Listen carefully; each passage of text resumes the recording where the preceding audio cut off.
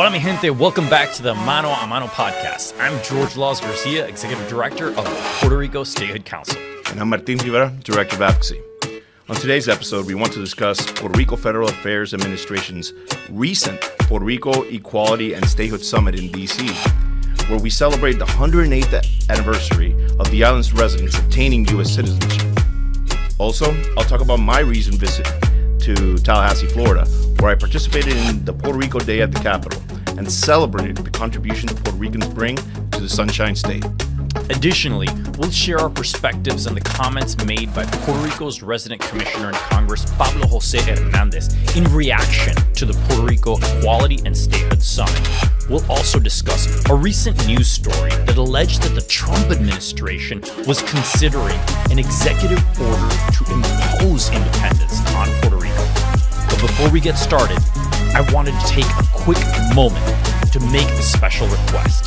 If you're enjoying the content that we're producing on this podcast and on this channel, I urge you, please give us a like, hit share, follow this content, leave us a comment, and help us reach new audiences and new supporters throughout the nation. So, let's get started. George, let's kick it off with a little bit about the recent summit in D.C. Well, Martín, the recent summit in D.C. that was organized by the Puerto Rico Federal Affairs Administration, that's the Washington D.C. office of the governor of Puerto Rico, Jennifer González Colón, was a raging success. It took place between March 3rd and 4th, immediately after the March 2nd anniversary of U.S. citizenship being granted to the people of Puerto Rico, which has now been 108 years that we've been U.S. citizens. And what made this event so special is that the governor herself came, along with members of her cabinet, somewhere around 20 to 30 members of the Puerto Rico legislature, both the House and the Senate, and over 160 advocates from Puerto Rico and from 7 other states came to Washington, D.C., held the summit in the Capitol, where they trained, they talked about different efforts that can help advance statehood for Puerto Rico through the legislative process, and then actually went out and did advocacy with congressional offices for a whole day. Yeah, you mentioned it, and we were lucky to participate in some of those panels where we did some best advocacy strategies, and also we had a bipartisan panel of different influencers and people who work either in Congress, have worked in the White House, in regards to the best strategies to push the issue of Puerto Rico status going forward, given the other political issues that are that members of Congress and the White House are facing today. Yeah, and I think that was super important, and I'm super proud of the work that we did to help increase the capacity of all of those advocates to actually take their message to congressional offices, but also help them understand from the perspective of DC insiders what's going on here in DC, what are the narratives that are driving the politics and the policy, and then figure out how can we make sure that as we address our issue, we also insert it in a way that resonates with the different Republican and Democratic narratives that are going on right now in the nation's capital. Right, and that's a good segue because that issue also carried on in my visit to Tallahassee, where again it was Puerto Rico Day at the Capitol. It was hosted by the Legal Services Clinic of the Puerto Rican community, which is led by former representative of the Florida House and the first Puerto Rican member of the Florida House, Anthony Suarez. He co-hosted the event with 2 other current Puerto Rican representatives of the Florida House, Representative Johanna Lopez of District 43 and Representative Yvette Benaroche from District 81, basically showing that bipartisan support in the Florida chamber, in the Florida House, because Representative Johanna Lopez is a Democrat, Representative Yvette Benaroche is a Republican. So that again shows the bipartisan support for Puerto Rico within that chamber. A little history behind Puerto Rico Day at the Capitol. It was originally initiated in 1999 in order to introduce the newly arrived Puerto Rican community who were settling in Florida in large numbers about their legislature and about the legislative process.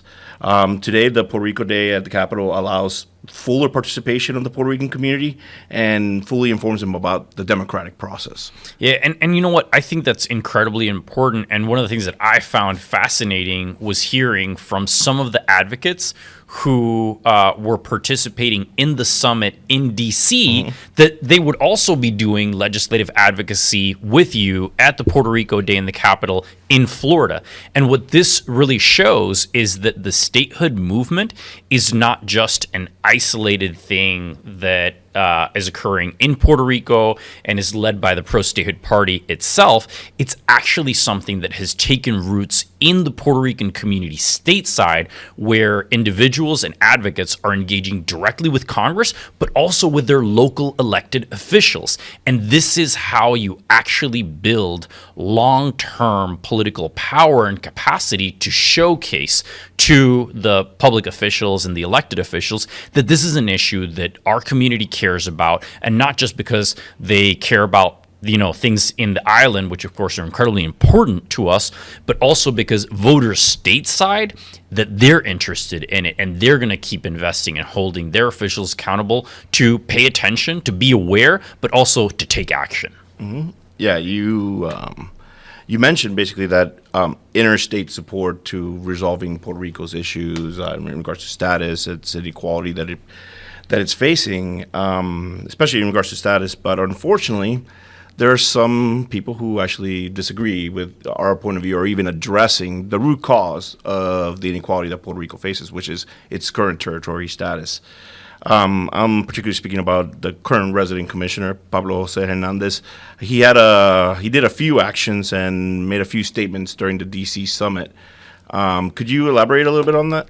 Sure. So, it's interesting because I think we've mentioned this previously on the podcast, but when he was running for office, Pablo José Hernandez, who is the current resident commissioner and the grandson of former governor of Puerto Rico, Rafael Hernandez Colón, he said that status was not something that he was going to address. He was not going to get involved in that issue, that the only thing that he's going to focus on is economic development and improving the situation for the U.S. Citizens on the island. However, when he begins to see the amount of power, focus, coordination, and effort and capability that Governor Jennifer González Colón and the statehood movement are bringing to Congress to showcase the results of this plebiscite, where it's the fourth time that voters in Puerto Rico have rejected the current territory status and voted for statehood. He freaks out, and what does he do? He issues a Dear Colleague letter, which is a communication he circulates internally among other members, saying, no, the results of the plebiscite don't actually show that 58% voted for statehood, because you have to take into account blank ballots. And once you take those blank ballots into account, then the percentage drops from 58% down to 49%. Right. And I'm sorry, but that, to me, and I think we've mentioned it on the podcast before, to me it's a bit of election denialism. Because first of all, you cannot ascertain what those blank ballots were for. You can't say it was for statehood, for independence, or independence with a compact of free association, or whatever other alternative that the resident commissioner wants to imagine, including his enhanced commonwealth. That is not a thing. It's not a legal thing. So it creates, in my opinion, he is rejecting the results of an election that actually there was more support, more ballots cast in favor of statehood than there were for him, for any other political candidate. So again, disregarding the will of the electorate that chose you, you're putting into question even your own election, and Yeah. it It doesn't make any sense. Right. It doesn't make any sense. But, one of the things that I found interesting about that is that in the meetings that we had with congressional offices, at least the ones that I participated in, every single time that this issue came up, when the congressional staff members or the members of Congress asked about this, and the whole explanation about resident commissioner focusing on the importance of blank ballots. Most offices, if not all of the ones that I encountered, basically were like, that doesn't make any sense. There's no, role for blank ballots in deciding the outcome for an election. Yeah, we count votes cast. If you Exactly. choose not to speak on an issue, that is your choice. That's your choice, and it's a legitimate choice. But that doesn't take away from the people who actually made a selection among the legally viable options. Right. Your silence or omission does not supersede an actual vote cast. And it's not just, again, it's not an offense. It's offensive not just to people who voted in favor of statehood, but also the people who actually went out and voted in favor of independence or sovereignty and free association, independence with the Compact of Free Association. Martín, I would take it further. I think it's offensive to the actual, fundamental principles of democracy. And I think that was the reaction that we got from a lot of congressional offices. So, my sense is, unfortunately, by putting forward these arguments, the resident commissioner is actually discrediting himself and losing credibility at a moment where he really should be, building that and working to address issues that actually, improve the lives of Puerto Rico, as opposed to opposing the will of the majority of his own voters. Right.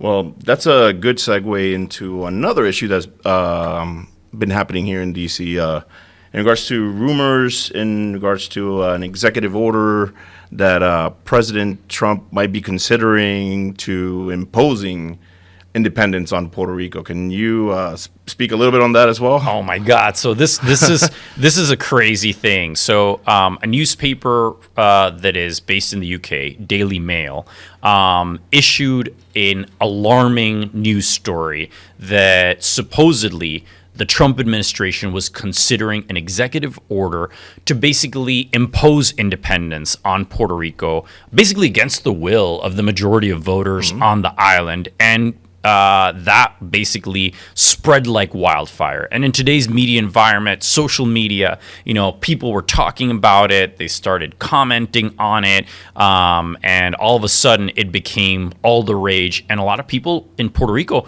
were genuinely scared, right? The reality, however, is that what was ultimately revealed is that the Trump administration is not considering an executive order to grant Puerto Rico independence. The Trump administration couldn't do that because no president can unilaterally grant independence for Puerto Rico. Under the U.S. Constitution, the only entity that has full power to change Puerto Rico's political status is the U.S. Congress. Right. The admissions clause and also the territorial clause. Exactly. So all of that was fascinating, and it gets even more interesting because over the course of several news stories and a lot of reporting, it was revealed that the folks that were behind creating this memo were about a handful of individuals, some of them aligned with an organization called the Puerto Rican Alliance, which is an organization that has been known for spreading election denial narratives, misinformation, false stories, fake news. Another one was a gentleman by the name of Javier Hernandez, an author of a book called Brexit, that basically tries to promote Puerto Rico exiting the Union, much like Britain did from EU, Brexit. So there's a play on words there. And he spreads all kinds of misinformation and false ideas. So in reality, there wasn't a memo there wasn't an executive order that was considered within the Trump administration. It was, 4 or 5 people that got together. They used ChatGPT. They wrote some kind of a draft executive order with their own fantasy version of what should happen. And then they went to the post office, sent out certified mail documents, and then they wrote an article like basically giving promo to themselves and created hype around their own work product. So let me get this straight. They drafted the memos slash executive order. They sent it themselves. Yes. And then they reported on themselves sending the executive order and lied about the interest. Yeah.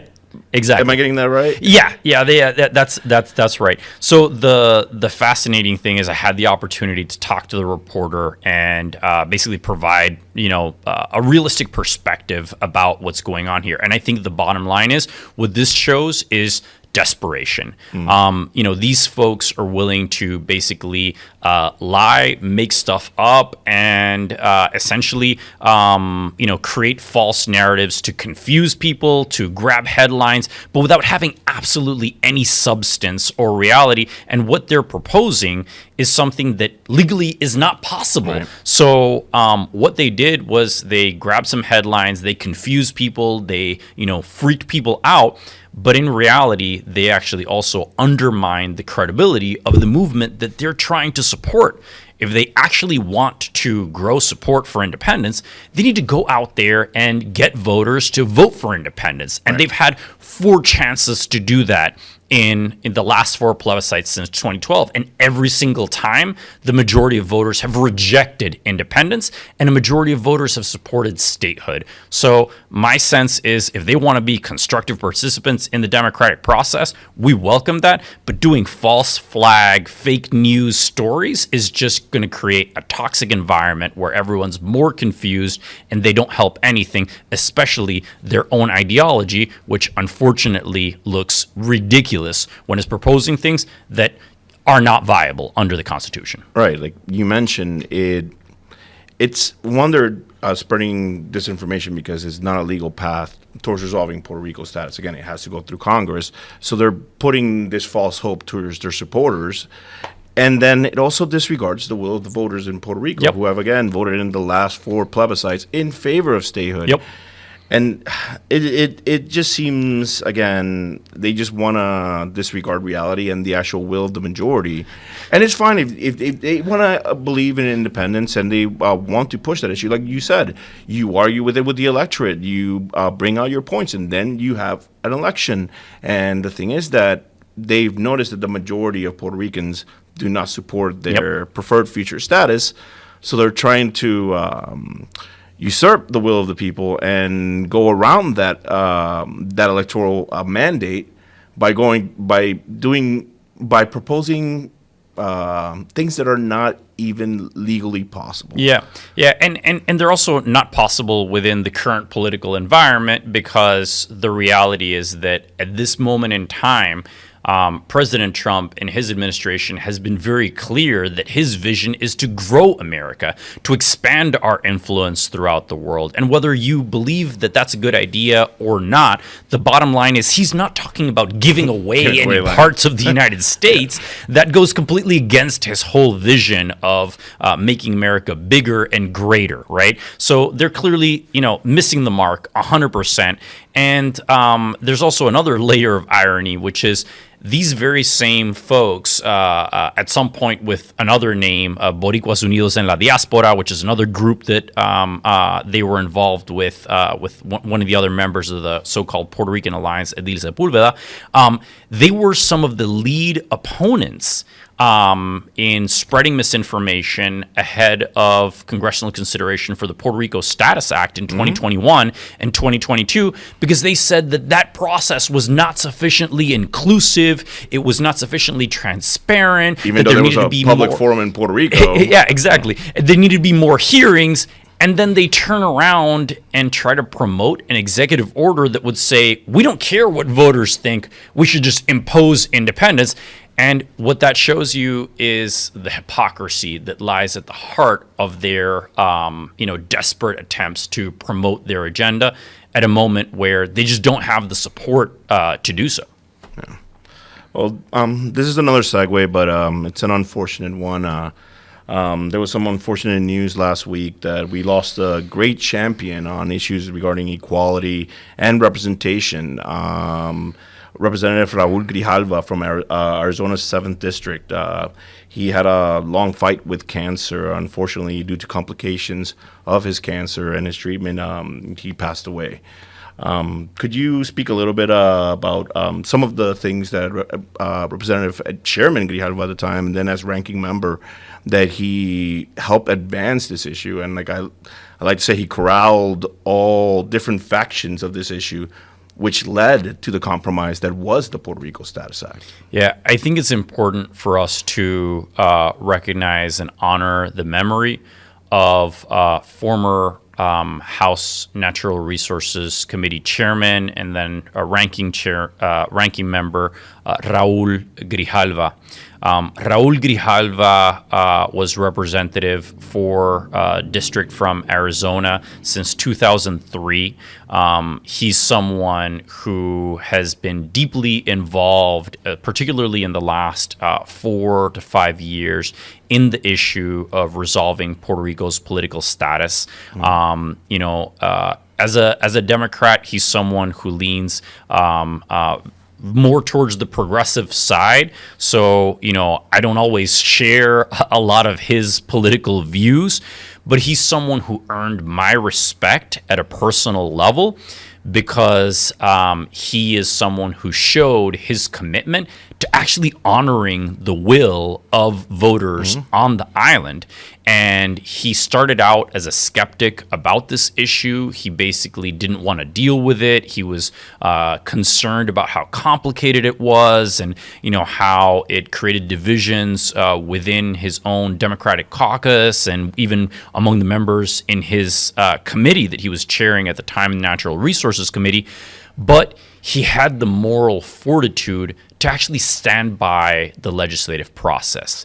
He held hearings in 2021. He heard from stakeholders. 2 hearings, actually. 2 hearings. Which is very odd in Congress to have 2 legislative hearings on the same legislation. So when people speak about lack of transparency or lack of hearings that we actually had 2. Yeah. And he went beyond that. When there was opposing views and opposing legislative approaches, he was actually one of the key people to bring the different parts together. On one side, we had, Nidia Velázquez and Alexandra Ocasio-Cortez, promoting their bill that was at that point the Puerto Rico Self-Determination Act. And then Jennifer Gonzalez and Darren Soto promoting their bill that was the Puerto Rico Statehood Admission Act. And, Mr. Grijalva and his staff, along with the leadership and support of then Majority Leader Steny Hoyer, they really took the time to help the 2 sides come to the table, negotiate a compromise, and they did so over the course of an entire year. And once the compromise was reached, which Mr. Grijalva and his staff were instrumental in actually making that happen, they went down to Puerto Rico, they held public hearings, they listened to dozens of advocates from every side of the political equation present their ideas. They held a public comment period so that stakeholders in Puerto Rico could comment on the legislation. They translated all the materials into Spanish so it was accessible to voters on the island. And ultimately, Mr. Grijalva led the passage of the bill through his committee and ultimately was one of the lead speakers in the debate on the floor where the bill ultimately passed the U.S. House of Representatives with a strong bipartisan vote. And then he introduced it again in the 118th Congress 2 years ago. 102 co-sponsors. Well, with him including, it was 102 co-sponsors in that bill, bipartisan co-sponsors. But to speak a little bit about Chairman Grijalva, I always remember, because I worked for Congressman Soto in the House Natural Resources Committee, and I remember that he was one of those kind members that would, regardless of where you were staff or a member, he would always go to you and be like, "Hey, mijo, ¿estás bien?" And they're like, "Everything good." And I just remember that he was always welcoming towards everyone. Yeah. He heard everybody's issues, regardless of where you come from life.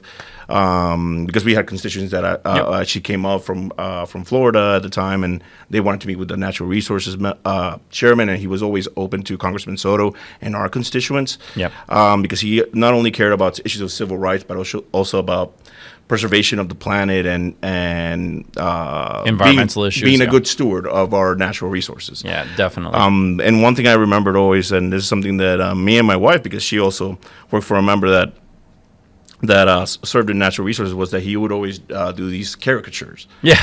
In throughout the committee, and He'd be in the hearing making little drawings on his notepad. and then at the end of the hearing, he would always share it with the staff. He always give it. So me and my wife have some of those drawings. Nice. It hit hard when we heard of his passing, and again, he was a great member that, to me, always fought for representation of marginalized communities and for the full equality. Again, like you said, he transitioned on the issue of Puerto Rico's status, and he saw that at the end of the day, it's up to the people of Puerto Rico to decide, and that he pushed the issue to the point that it got us to where we're at today. That's a great achievement, and I tip my hat off to him, and may he rest in peace. Definitely. And I'd also be remiss if I didn't take a moment to mention the passing of another great ally of the Puerto Rico statehood movement, Lincoln Diaz-Balart of Florida. Lincoln was a member of the U.S. House of Representatives. His brother Mario is still a member to this day. And both of them have been outstanding allies to the Puerto Rico statehood movement, co-sponsoring legislation, collaborating with former Governor Fortuño, with resident commissioner Pedro Pierluisi when he served in the House, and then more recently with Jennifer Gonzalez Colon when she was resident commissioner, and then now as governor. Lincoln was an outstanding figure in Florida politics. He has a Cuban background, so it's very close to his heart, the Puerto Rico issues, because of the very strong connections between the Puerto Rican and the Cuban community. And he was always someone who was a gentleman, and someone who treated everyone with respect and honor. And I think that's something that will be dearly and deeply missed in the case of both Lincoln Diaz-Balart and Raul Grijalva, where they're folks that are willing and able to work across the aisle, even with people who they have significant differences with, because you can agree to disagree in an amicable and respectful way, and you can also work to find common ground. So we'd just like to end this episode giving thanks and gratitude and honoring these two outstanding individuals, former chairman of the House of Natural Resources, Raul Grijalva, and former Congressman Lincoln Diaz-Balart. And with that, we want to thank our audience for tuning in and listening to our podcast. We greatly appreciate all of your time and your support. We strongly urge you to please hit like, hit share, hit follow, leave us a comment, and please make sure that we can help reach many, many more audiences and many more individuals who can spread the message of statehood and equality for the U.S. citizens of Puerto Rico, not only to help improve the island, but to make America a more perfect union. Thank you so much.